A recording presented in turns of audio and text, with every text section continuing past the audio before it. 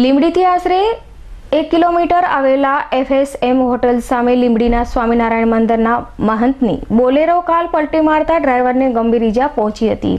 Limbdi national highway ઉપર સ્વામિનારાયણ મંદિર આવેલું છે, જે ખૂબ જ લીંબડી તાલુકાનું સુપ્રસિદ્ધ છે અને મંદિરની બોલેરો કાર થકી લીંબડી સ્વામિનારાયણ મંદિરના સ્વામીજીઓ અને ડ્રાઈવર સાથે લીંબડીથી વસ્તવડી ગામે સભામાં હાજરી આપવા જવા નીકળ્યા હતા। ત્યારે Limbdi Rajkot national highway road પર લીંબડીથી આશરે 3 કિલોમીટર દૂર HFM હોટલ સામે બોલેરો ગાડીની આડે કૂતરું આવતા બોલેરો ગાડીના ડ્રાઈવરનું સ્ટીયરિંગ પરનું બેલેન્સ ગુમાવતા બોલેરો ગાડી પલટી ખાઈ ગઈ હતી।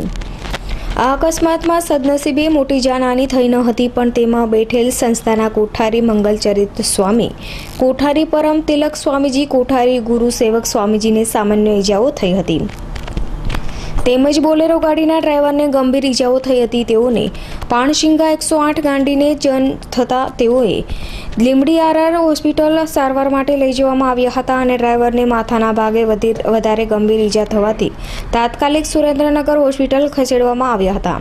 Kalpesh Vadher, V news, Surendranagar.